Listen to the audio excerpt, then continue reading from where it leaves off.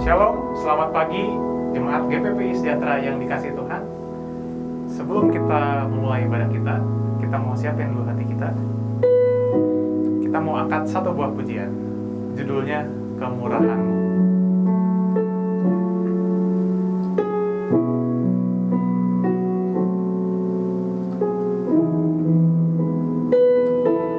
Katakan kemurahan.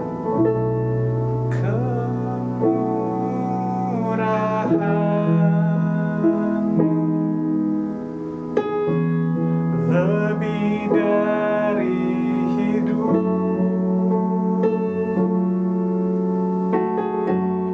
kemurahan-Mu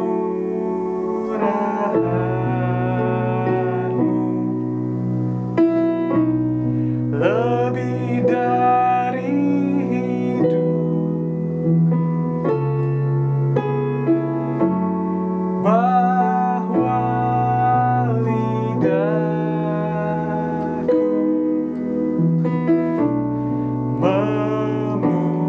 memuji Engkau,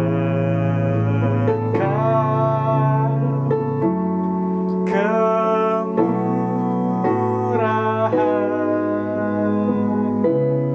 lebih dari hidup.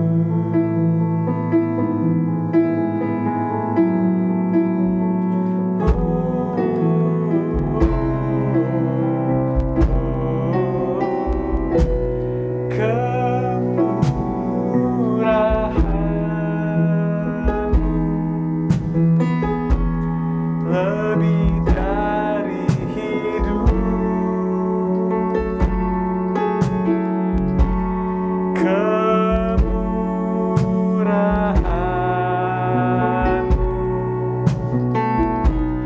lebih dari hidup, bahwa lidahku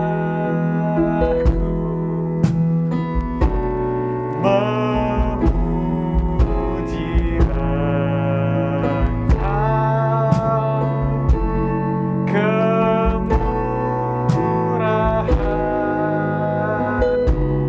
lebih dari hidup. Katakan sekali lagi, kemurahan. Kemurahan-Mu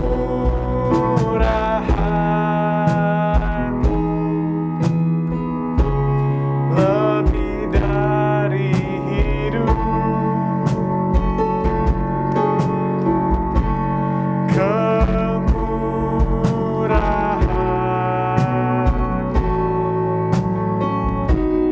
lebih dari hidup,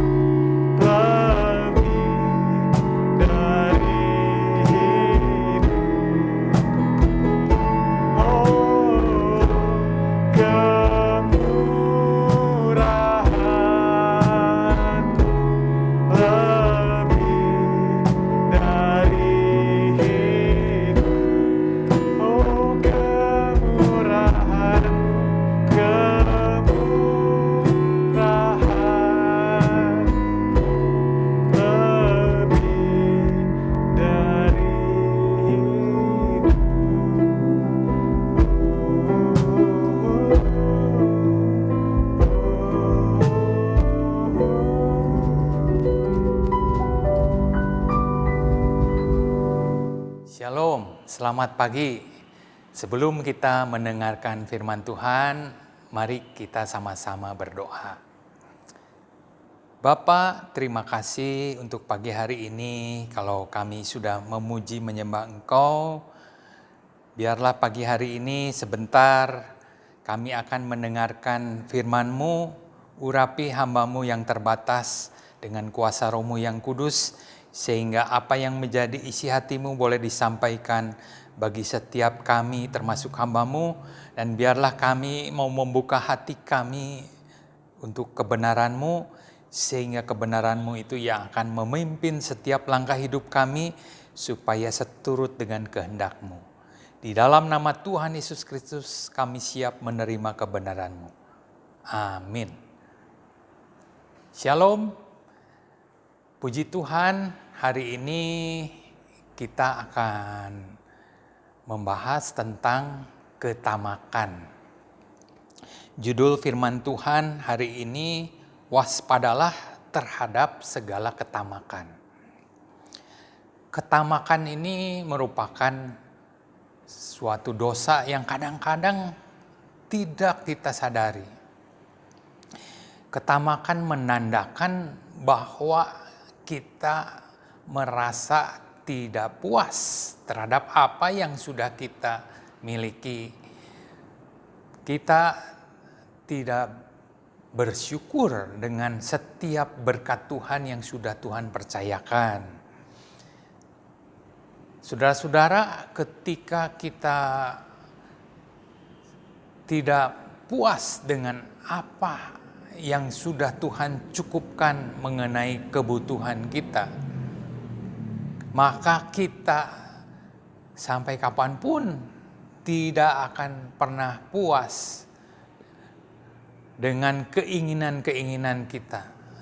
Karena keinginan manusia itu kadang ingin selalu lebih. Biarlah pagi hari ini kita akan membuka dari nats firman Tuhan yang terambil dari Injil Lukas pasal 12 ayat 13 sampai 21. Saya mau minta tolong buat Ibu Minu membacakannya. Lukas 12 ayat 13 sampai 21. Seorang dari orang banyak itu berkata kepada Yesus, "Guru, katakanlah kepada saudaraku supaya ia berbagi warisan dengan aku." Tetapi Yesus berkata kepadanya, "Saudara, siapakah yang telah mengangkat aku menjadi hakim atau pengantara atas kamu?"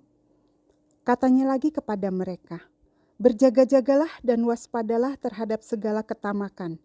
Sebab walaupun seorang berlimpah-limpah hartanya, hidupnya tidaklah tergantung daripada kekayaannya itu." Kemudian ia mengatakan kepada mereka suatu perumpamaan. Katanya, "Ada seorang kaya, tanahnya berlimpah-limpah hasilnya. Ia bertanya dalam hatinya, 'Apakah yang harus aku perbuat? Sebab aku tidak mempunyai tempat di mana aku dapat menyimpan hasil tanahku.' Lalu katanya, 'Inilah yang akan aku perbuat. Aku akan merombak lumbung-lumbungku dan aku akan mendirikan yang lebih besar dan aku akan menyimpan di dalamnya segala gandum dan barang-barangku. Sesudah itu aku akan berkata kepada jiwaku, jiwaku, ada padamu banyak barang, tertimbun untuk bertahun-tahun lamanya. Beristirahatlah, makanlah, minumlah, dan bersenang-senanglah.' Tetapi firman Allah kepadanya, 'Hai engkau orang bodoh, pada malam ini juga jiwamu akan diambil daripadamu. Dan apa yang telah kau sediakan, untuk siapakah itu nanti?' Demikianlah jadinya dengan orang yang mengumpulkan harta bagi dirinya sendiri, jikalau ia tidak kaya di hadapan Allah." Amin. Terima kasih. Demikian firman Tuhan yang sudah kita dengar, bahwa orang yang dikuasai ketamakan ini, ciri-cirinya menjadikan bahwa mengumpulkan harta atau uang sebagai tujuan hidupnya. Sehingga waktunya lebih banyak dihabiskan untuk memikirkan dirinya sendiri. Jadi orang yang tamak ini orang yang berpusat hidupnya kepada dirinya sendiri. Dan dia berusaha bagaimana caranya untuk membahagiakan dirinya sendiri dengan kekuatannya sendiri. Nah, itu seperti orang yang datang kepada Yesus. Pada waktu itu Yesus sedang mengajar hal yang lain. Tetapi dia malah membawa masalahnya yang dia merasa tidak puas atas pembagian harta warisan. Sehingga dia sama sekali tidak memperhatikan apa yang pengajaran yang sedang dibahas oleh Tuhan Yesus.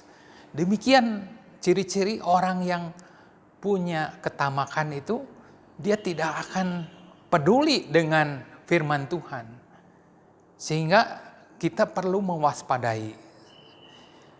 Ketika kita datang kepada Tuhan, kita beribadah, kita perlu introspeksi. Apa tujuan kita datang ke rumah Tuhan? Apa tujuan kita datang menjadi umat Tuhan?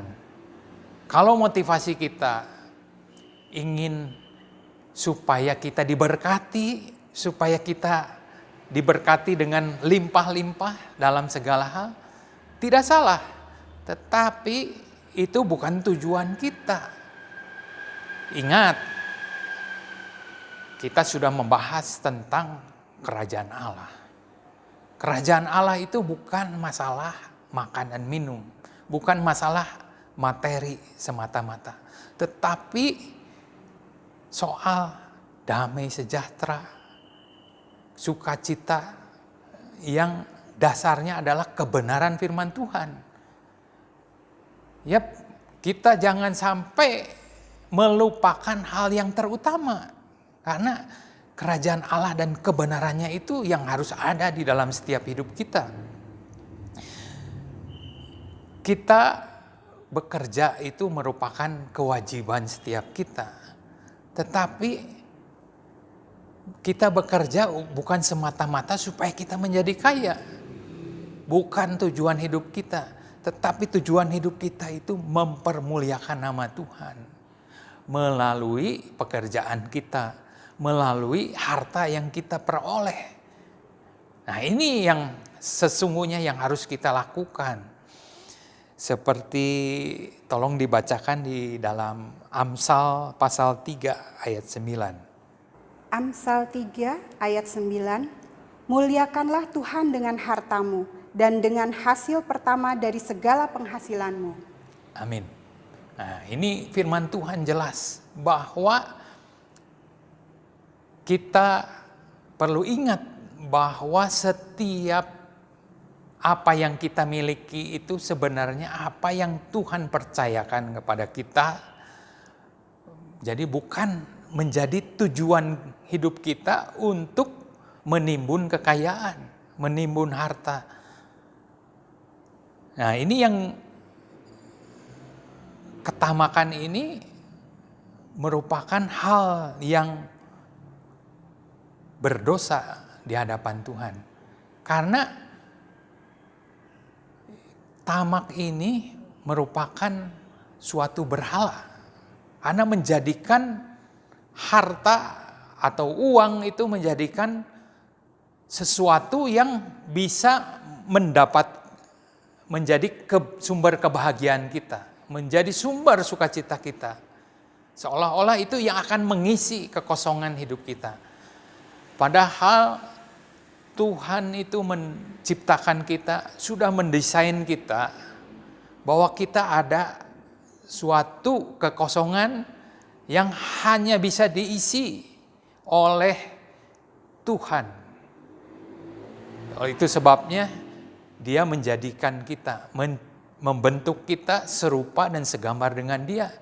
Supaya kita ini boleh menjadi umatnya yang akan terpuaskan ketika kita membangun suatu hubungan pribadi dengan Dia. Menjadikan Dia itu sumber pengharapan kita, sumber kekuatan kita, sumber kehidupan kita. Jadi ketamakan ini harus kita waspadai karena itu merupakan kekejian bagi Tuhan. Di firman Tuhan yang lain dikatakan cinta akan uang itu akar segala kejahatan. Itu firman Tuhan. Karena orang yang tamak ini selalu ingin lebih. Ini akan menyebabkan dia tidak merasa puas dengan apa yang sudah Tuhan percayakan. Walaupun gajinya sudah besar, penghasilannya sudah besar, tetapi toh masih saja korupsi. Ini kenapa? Karena dasarnya itu tamak. Tidak merasa cukup. Tidak ada kata cukup. Padahal kalau di surat Timotius itu dikatakan asal ada makanan dan pakaian yang cukup, itu udah cukup kehidupan kita. Kan kebutuhan kita itu di Matius juga pasal 6 dikatakan apa yang kita makan, apa yang kita pakai. Itu merupakan sesuatu yang jadi kebutuhan kita. Dan kita sebagai umat Tuhan, kalau kita tamak, artinya menandakan bahwa kita ini tidak percaya kepada pemeliharaan Tuhan. Sedangkan firman Tuhan di dalam Filipi 4 ayat 19 dikatakan, Allahku akan memenuhi segala keperluanmu menurut kekayaan dan kemuliaannya dalam Yesus Kristus.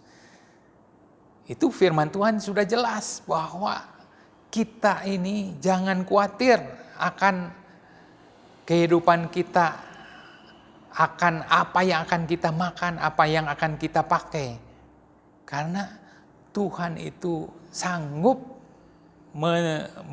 menyediakan apa yang kita butuhkan.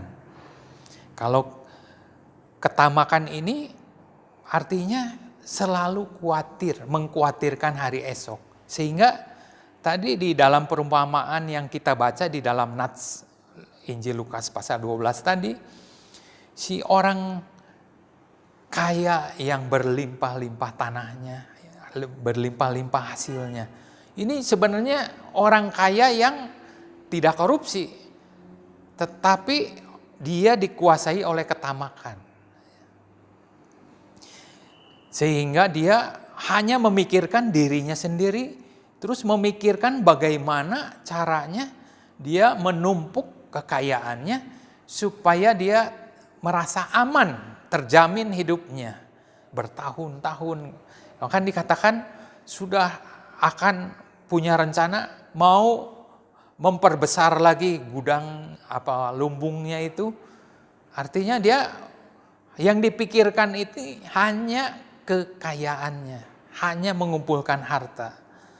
Jadi sebenarnya orang ini orang yang kasihan karena hidupnya tidak akan pernah bahagia, tidak akan bisa menikmati. Jadi orang yang bahagia itu bukan hanya memiliki, tetapi yang terutama itu bisa menikmati. Ya, walaupun kita mungkin tidak punya rumah yang besar, rumah yang begitu indah, yang ada kolam renangnya, yang ada kolam ikan segala macam, tetapi toh kita bisa menikmati. Kita dengan tidak usah kita memiliki dengan membangun itu semua, karena butuh biaya yang tidak terjangkau oleh kita. Tetapi kan kita bisa berwisata ke tempat-tempat rekreasi. Nah, itu jadi kita perlu berpikir sederhana saja, nggak usah terlalu jelimet. Nah, ini orang yang tamak ini terlalu jelimet dengan pikirannya, sehingga ingin dalam pikirannya berpikir bahwa dia bisa mencukupi keinginannya dengan usahanya sendiri, atau berharap dengan doa yang kepada Tuhan, datang kepada Tuhan agar tujuannya itu hanya untuk dirinya sendiri, tetapi tidak memikirkan pekerjaan Tuhan. Bahkan orang-orang di sekitarnya mungkin tidak diperhatikan, karena dia selalu perhitungan hanya untuk memperkaya diri. Dikatakan tadi di ayat-ayat akhir itu, hai kamu orang bodoh, malam ini juga nyawamu akan diambil daripadamu. Untuk apa itu kekayaan yang kau kumpulkan itu? Nah, ini orang yang tamak ini tidak menyadari bahwa waktu di dunia ini begitu sangat singkat. Jadi tidak sebanding dengan waktu kekekalan.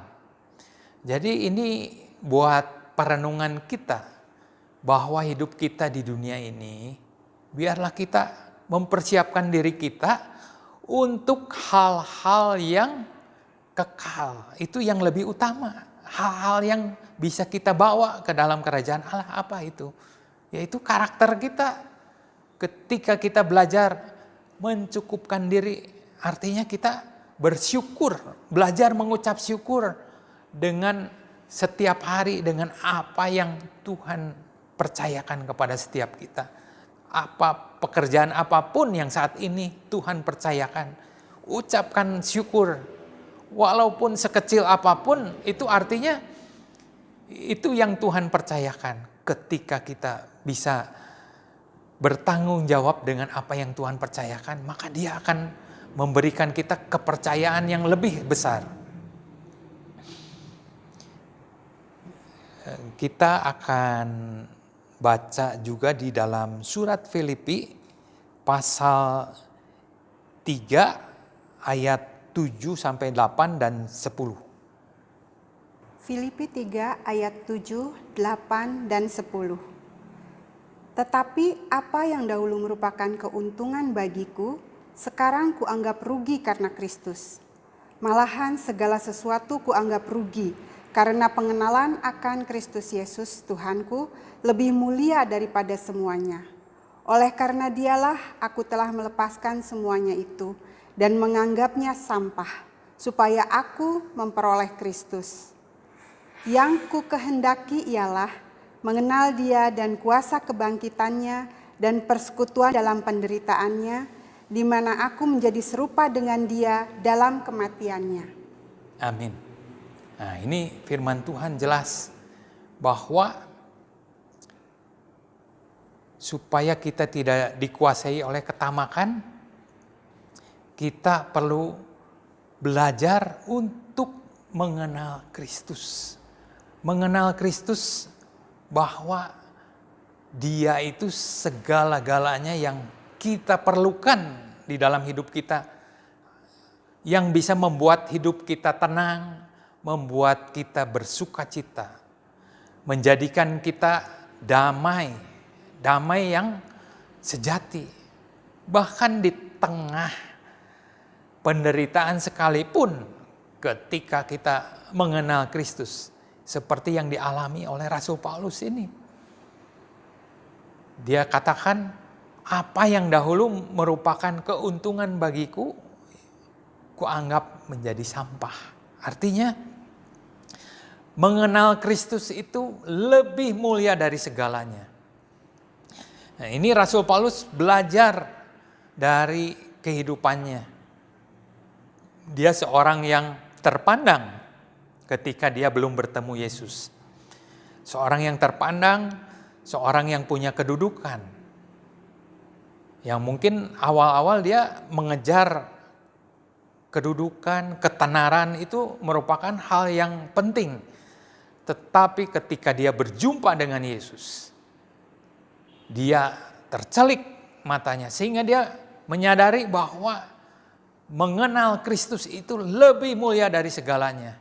Jadi hal-hal yang bersifat sementara seperti materi itu sebenarnya hanya, bukan artinya kita tidak butuh kekayaan, tidak butuh uang. Itu kita semua sebagai manusia itu butuh. Pekerjaan Tuhan juga butuh uang. tetapi bukan jadi tujuan utama. Tetapi itu hanya merupakan sarana untuk kita bisa melayani Tuhan, sarana supaya kita bisa memuliakan Tuhan melalui setiap harta yang sudah Tuhan percayakan. Jadi bukan artinya kita tidak boleh mencari kekayaan atau mengumpulkan harta. Itu tidak dilarang, tetapi yang dilarang Tuhan itu mengumpulkan harta bagi diri sendiri, yaitu menumpuk kekayaan untuk menjadikan kekayaan itu sebagai sumber pengharapan kita, sebagai sumber sukacita kita, sebagai sumber damai sejahtera kita. Yang tadi dikatakan di Nats itu, tenanglah jiwaku, bisa itu yang menjadikan kekayaannya itu sebagai jaminan hidupnya. Itu yang Tuhan tidak suka.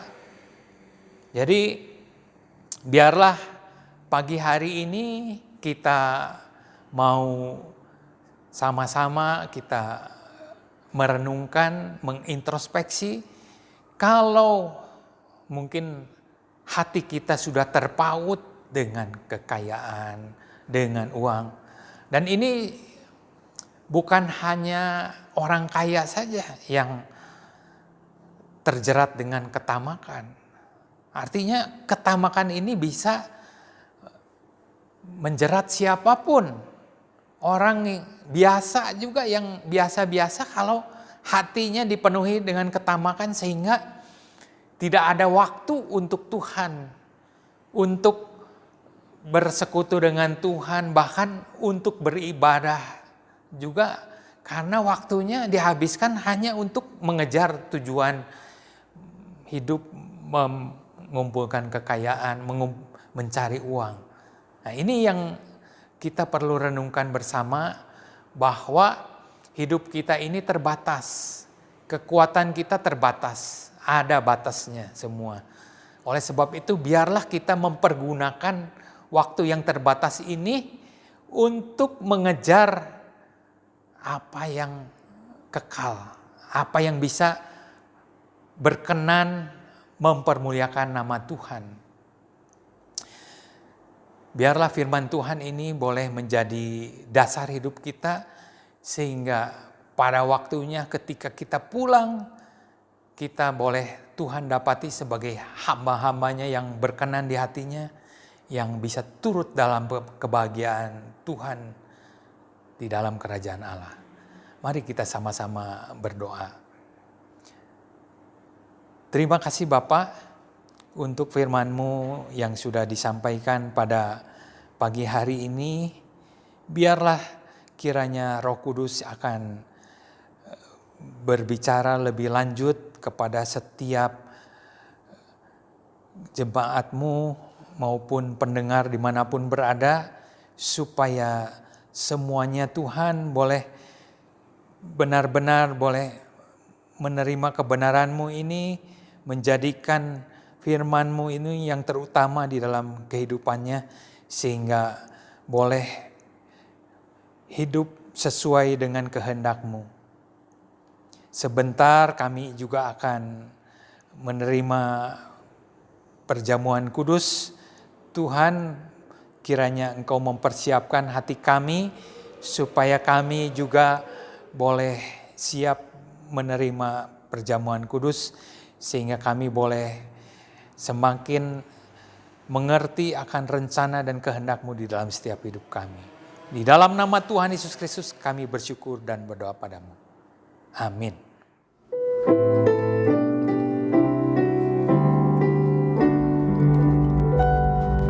Firman Tuhan. Sebelum kita mengakhiri ibadah kita mau angkat satu buah pujian. Terima kasih Tuhan.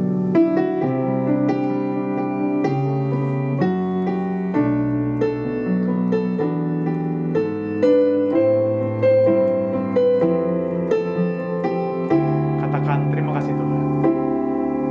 Terima kasih Tuhan untuk kasih setiamu yang ku alami dalam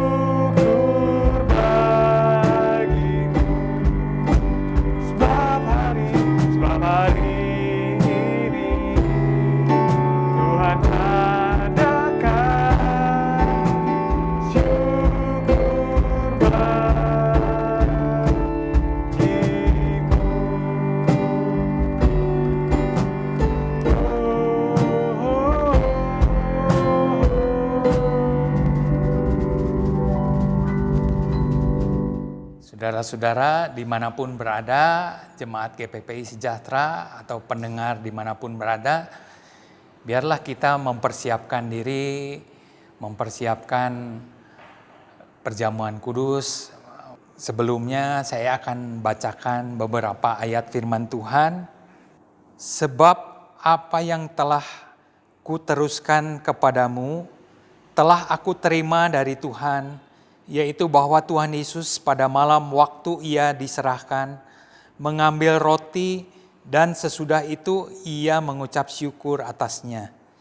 Ia memecah-mecahkannya dan berkata, "Inilah tubuhku yang diserahkan bagi kamu.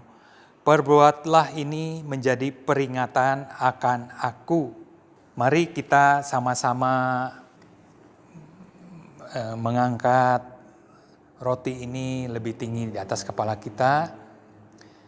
Terima kasih Bapa atas pengorbanan Tuhan Yesus Kristus yang sudah menebus kami sehingga pagi hari ini kami boleh ada menjadi umat-Mu. Terima kasih untuk anugerah-Mu yang sudah kami terima. Dan biarlah ini menjadi peringatan akan kami supaya kami lebih lagi mengasihi Engkau. Dan roti yang sudah terpecah ini merupakan tubuh Kristus yang sudah diberikan bagi setiap kita. Di dalam nama Tuhan Yesus Kristus kami makan roti ini.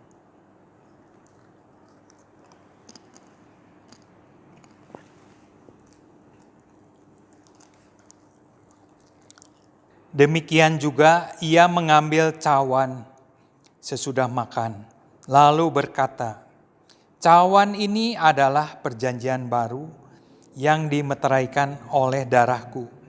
Perbuatlah ini setiap kali kamu meminumnya, menjadi peringatan akan aku." Mari kita mengangkat cawan anggur.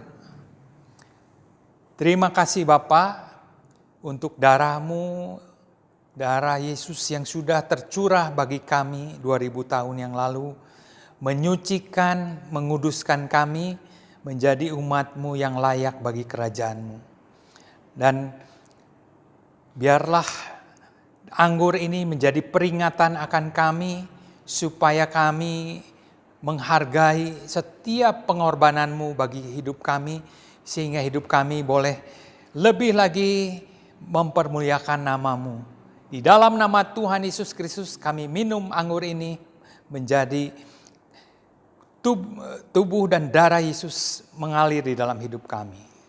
Amin.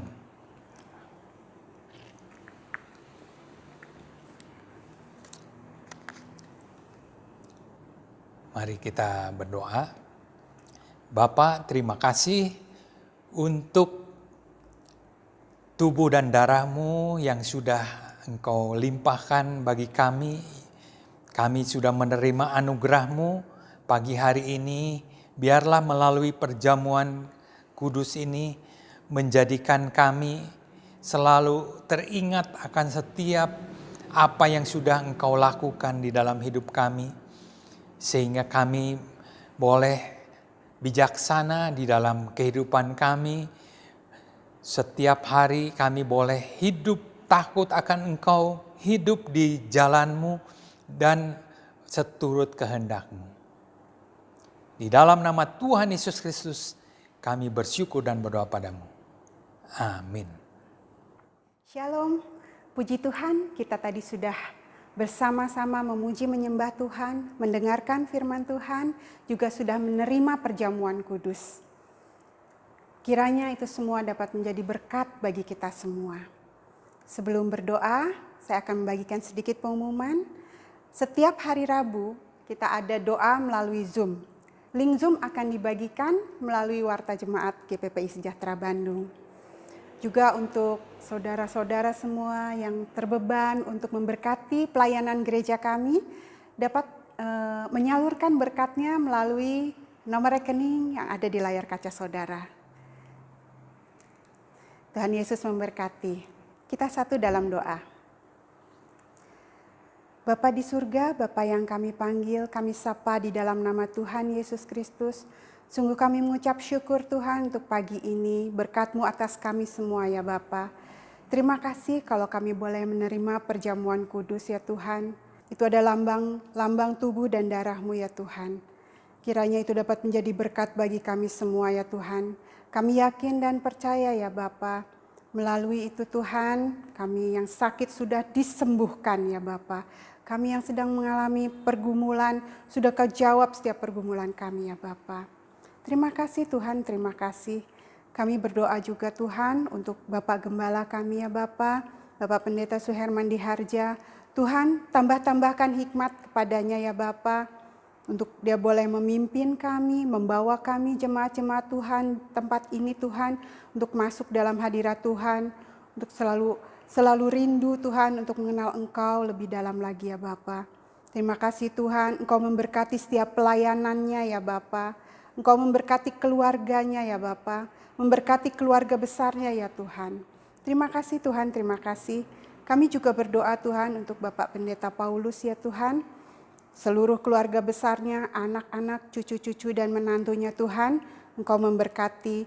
Engkau tahu pergumulan setiap mereka, Engkau yang mencukupkan segala kebutuhannya.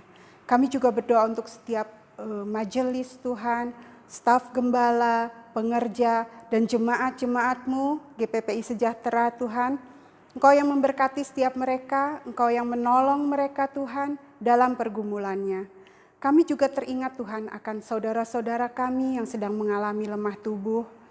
Untuk Bapak Lifaing Tuhan, Engkau sempurnakan kesembuhannya, Engkau berikan kesabaran dalam masa pengobatannya, untuk cuci darahnya Tuhan, Engkau berikan Tuhan kekuatan Tuhan, demikian juga untuk keluarganya yang mendampinginya dalam masa pengobatannya ya Tuhan.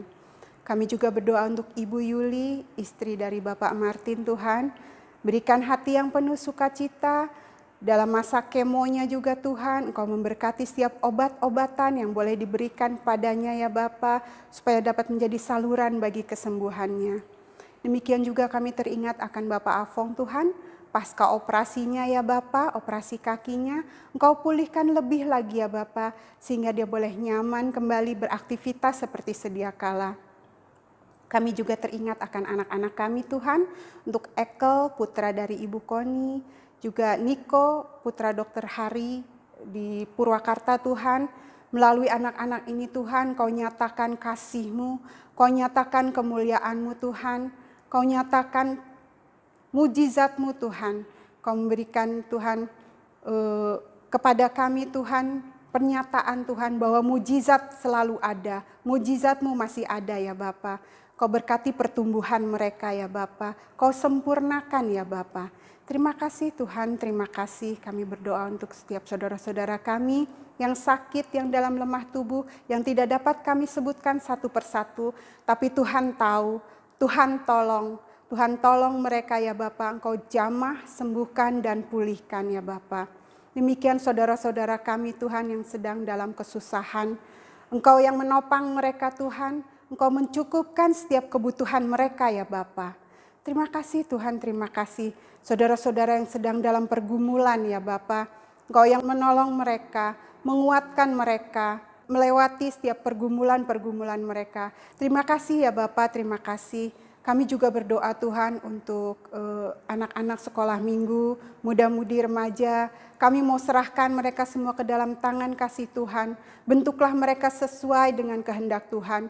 Jadikanlah mereka anak-anak kebanggaan bagi keluarganya, dan terutama Tuhan dapat menjadi saksi-Mu Tuhan di tengah pergaulan mereka. Kau memberkati pergaulan mereka, di mana hari-hari ini adalah jahat, tetapi Tuhan yang memberikan hikmat Tuhan untuk mereka membedakan mana yang baik dan mana yang buruk. Kau memberkati orang tua mereka ya Bapa. Engkau yang memberikan mereka hikmat Tuhan.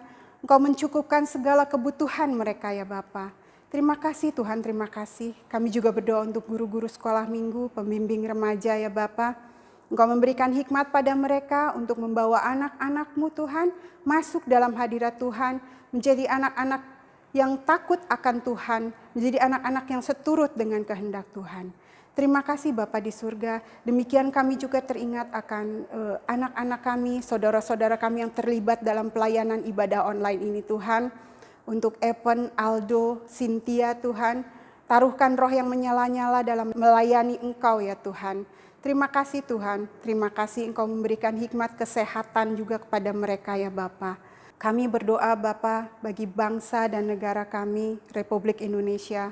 Engkau memberkati pemimpin-pemimpin bangsa kami, khususnya Presiden Republik Indonesia Bapak Joko Widodo dan wakilnya Bapak Haji Ma'ruf Amin.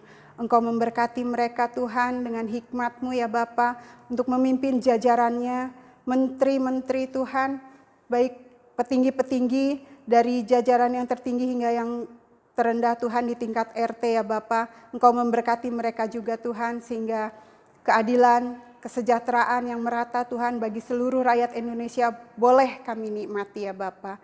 Terima kasih Tuhan. Kami juga berdoa Tuhan untuk para tenaga medis, tenaga kesehatan ya Bapa. Engkau yang memberkati mereka pada masa pandemi ini Tuhan. Engkau juga melindungi keluarga mereka ya Bapa. Engkau mampukan mereka, kuatkan mereka Tuhan untuk boleh bersama-sama menghadapi masa pandemi ini ya Bapa.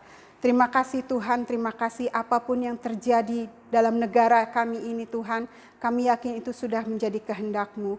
Terima kasih ya Bapak, terima kasih. Kami mau menyerahkan Tuhan seluruh kehidupan kami Tuhan, hanya ke dalam tangan kasih Tuhan. Terima kasih Bapa di surga, terima kasih Tuhan Yesus, terima kasih Roh Kudus. Kami mau menyerahkan seluruh kehidupan kami ya Bapa ke dalam tangan kasih Tuhan. Tubuh, jiwa, dan roh kami adalah milik-Mu ya Bapa. Semua yang ada pada diri kami Tuhan adalah milik-Mu. Kehendak-Mu yang jadi atas kami. Ampuni kami ya Tuhan, ampuni kesalahan kami, baik yang kami sadari maupun tidak kami sadari. Kami mau menyerahkan doa-doa kami Tuhan hanya ke dalam tangan kasih Tuhan. Hanya di dalam nama Yesus kami berdoa dan bersyukur. Haleluya. Amin. Mari kita sama-sama mengangkat kedua tangan kita siap menerima berkat Tuhan.